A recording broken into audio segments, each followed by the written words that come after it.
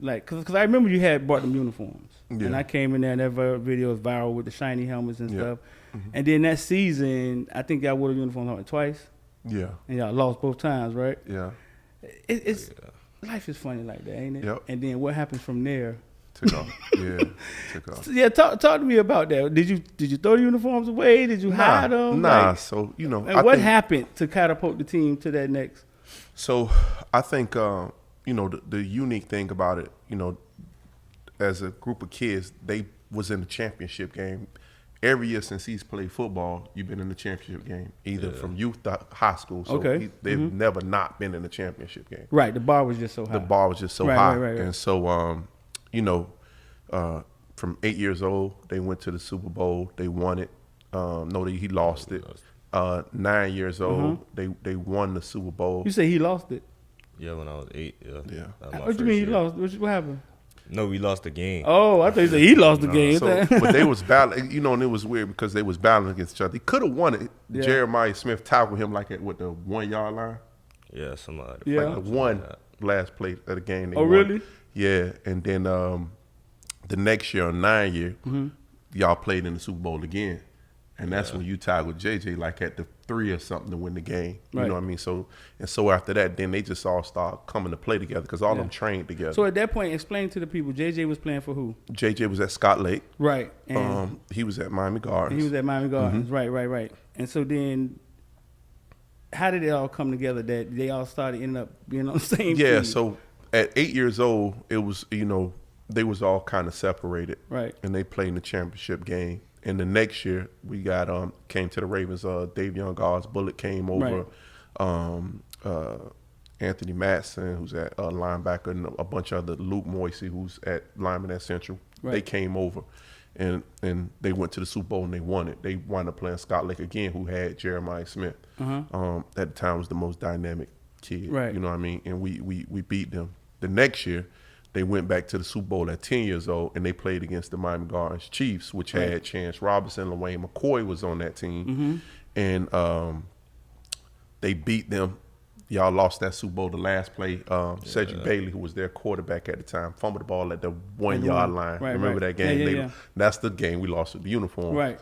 And they lost that game. And at the time, mind you, at 10 years old, that's when Romanans Frederique, who just committed to Miami, also came to the team. Yeah. So he was on the team. He came to the team on 10 years old.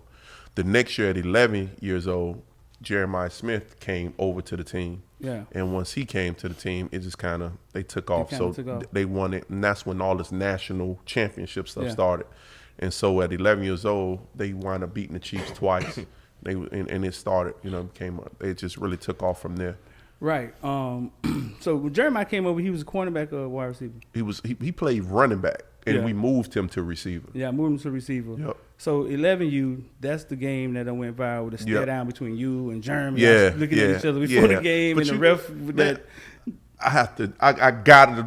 If nothing else, I had to come address that. So, because when you say the screenshots, that's the one I got so many screenshots and so many people. Oh, he take this too serious, and it ain't that serious. Yeah. First of all.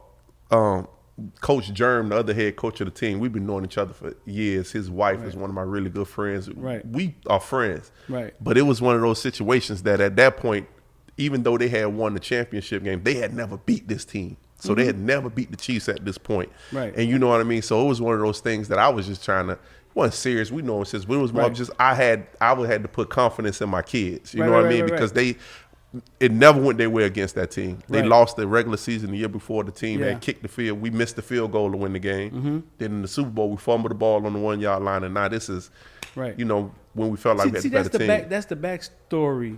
Because everybody knows where we are. Rod got the greatest 12U, 13U team. And they see you mean mugging somebody, and they think it was always like that. Nah, man. I remember going to Germ camp that year, and Germ talking like, y'all don't have a chance to beat them. He felt like that. He was that confident. He was that confident. Yeah, he didn't have a chance. Right. You remember that night? That was like a Wednesday night or something? Yeah, Wednesday night game. Oh, yeah. Yeah, because of the hurricane. It was a Tuesday. It was a Tuesday night. It was a Tuesday night game. 11 years old. It had to be about 4,000 people out there. Something crazy. Right, and that's why I say how these kids are ready for these big games because they've played in so many, and then you I mean we'll talk about that a little bit. You just took it to another level when you started traveling across the country. But even that night, first play, Ravens get the ball up top, Jeremiah. And it's moments like that these kids have been through is why I feel not too many kids across the country get to play in youth football battles like that. I started Footballville because I went to North Carolina and I saw youth football, and I was like, holy shit, like this don't look nothing like what I grew up in. That like we take it way serious. So when I came back, I was like, I'm gonna show the world like how crazy it is down here. You know what I'm saying? But you guys are fortunate to be in those battles, you know what I'm saying, at those ages. But no, I mean that was the first time you beat them, right? Yeah. And then it catapulted. You said it catapulted from there? Yeah, catapulted from there. So remember we beat them twice that year. Convincingly, it was 40-something to nothing. So we beat them bad those years. And after that season, we won the national championship. Right. We wound up winning the national championship. And the next year is when Chance Robinson and McCoy came to join the team. Right, from the Chiefs, right? Right. Yeah, from the Chiefs. Right. Yeah, right. Chance and Lawayne came to join the team. Right. And this is what age? 12? They was 12 years old. And at that point, we knew what type of team we had. We went and we played. We went to California. We opened it up in California. We played against the Wilmington Pilots. Yeah, the Pilots, the team. They had never lost a game before. Yeah. And so we go to California, and, you know, they telling us what they was going. I never forget, like, our kids was going to be scared. I was like, you know where we from? And so we went out there and did that, and it catapulted those kids. You think maybe 15? Right now, to date, I think it's 10 of them that have already committed to D1 schools, major D1 schools. So you would have Jeremiah Smith, right? Who's the number one receiver, number 2 player in the country. He's committed to Ohio State. Right. You got Chance Robinson, who's committed to Miami. Right. You got Vincent Schaefer's committed to Miami. You got Ryan's committed to Miami. You have Romanans Frederique, who played with him. He's committed to Miami. Yeah. You have Davion Gause. He's committed to Bullet, right? Bullet. He's committed to North Carolina. You got Cedrick Bailey, the quarterback. He's committed to NC State. Right. You got Jose Leon. He's committed to Appalachian State. You have Curtis Javier. He's committed to FAU, and Lawayne McCoy, who's committed to Florida State. You're looking kind of crazy on that. Yeah, that's 10. It's kind of weird. And then you still got, you know, Josiah Trader hasn't committed. You still have. Before it's all said and done, you may have how many you think? If everybody went D1, like if the ones who you think are good enough. Yeah, I still think you have. Gosh, I don't want to say because I don't want to. So I know, you know, just skill players. We still got more skill players. You still got Gavin Shepard. I think will go Division I. You still got Denzel. Denzel will go Division I. You still have, obviously, you got Josiah Trader. We'll go Division I. Division I. You think maybe 15 kids? Yeah. I think at least 15. You think about 15? Yeah. Have y'all ever talked about playing together? Like, even though it would be very hard, you know what I'm saying? But do y'all have these conversations like pockets of y'all? I mean, even when we was going to high school, we was like, oh, what if we just all go to one high school? Yeah.